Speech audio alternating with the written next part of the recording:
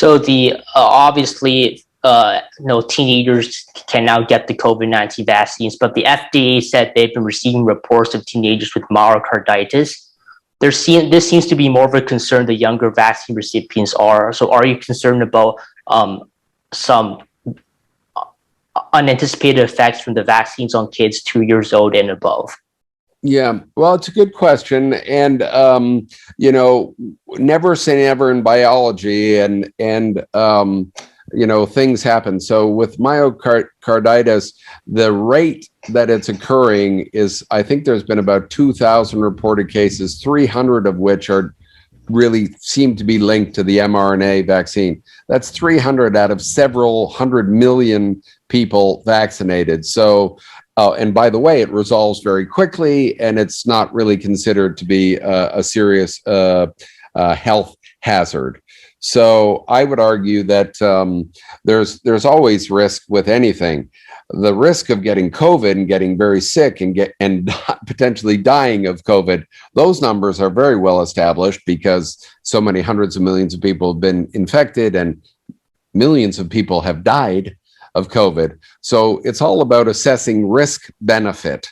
And so I think the risk benefit still far outweighs the benefit than the risk, at least with myocarditis that appears to resolve very easily and is not a long-term health concern.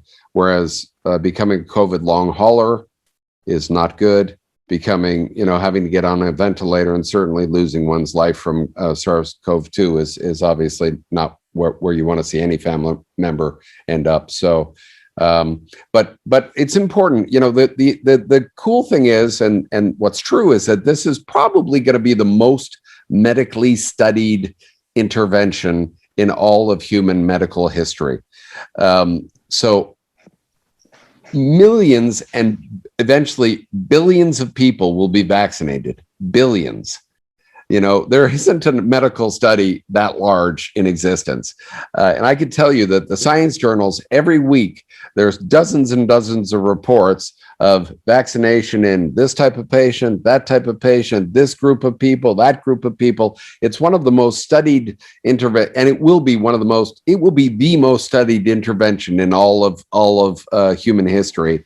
So it's not like we're not paying attention and watching what's going on across the planet with all the people both getting infection, getting vaccinated, and having complications either from infection or vaccination. This is very, very well studied. And so far, the overwhelming consensus is the risk benefit is definitely in favor of getting vaccinated. So if someone is vaccinated, why would they be concerned about other people not wearing masks? So wouldn't they be protected? And why would it make sense after vaccination to wear a mask in any situation inside or outside? Well, getting vaccinated does not mean that you're absolutely lock stop against getting infected. That's one thing. So what vaccination does is it makes your immune system primed so that when you actually encounter the pathogen out at the grocery store or at the ATM machine or wherever you happen to encounter it, you're still going to get the virus is still going to get in your body and try to infect you. The good thing is your immune system is already readied for it. And so it can probably, and the reason they work is it blunts the infection very early, doesn't make it so you get any illness at all. You don't shed virus can't replicate. And this is what protection of immunization, getting vaccine provides you. It doesn't mean you don't see the virus. You still get the virus. The virus still get in. You still have the ACE2 receptor, but you've got antibodies and you've got T cells now that are primed to be able to respond quickly and effectively. So that's an important thing to understand. Also, obviously, the emergence of variants. Viruses are perfect evolutionary units. They will continue to evolve. We've seen them evolve. The Delta variant, now they're calling it Alpha, Beta, Delta, Gamma. We will go through the whole Greek alphabet, I'm sure, with the number of variants that are set to emerge. And some of these may be more or less effective at getting around the immune response elicited by your vaccination. So we have to be concerned for variants for sure. And I think it's really a measure of how do you as a society know who's vaccinated and who's not vaccinated? There's so much vaccine hesitant people in the U.S. and around the world, but particularly in the U.S., fueled by political agendas, honestly, largely. That now you go to a shopping mall or whatever it is, and everybody doesn't have a mask on, but half the people are vaccinated, the other half aren't. The half that isn't is carrying a new variant that is pretty good at getting past your initial vaccination. So we're not out of the woods yet. This virus is still running rampant on planet Earth. It's a pathogenic virus.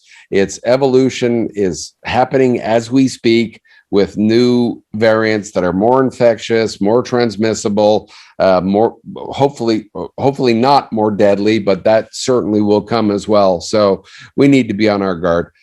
We also have to start to regain our lifestyle and regain our lives. So, I'm vaccinated, my family's vaccinated. When we go out, to walk our dog or whatever, we don't wear masks. We're outside where it's almost impossible to get a transmission anyhow. But I believe in the power of vaccination to protect oneself and protect, from at least current variants, even the variants that have been tested right now. The vaccines do work against them. They may not work quite as well as the original strain of SARS-CoV-2, but that eventually may change. The virus may really evolve to get past the initial, either if you got an initial infection, so the immune response you have to getting Gen 1 SARS-CoV-2 or Gen 1 SARS-CoV-2 vaccine.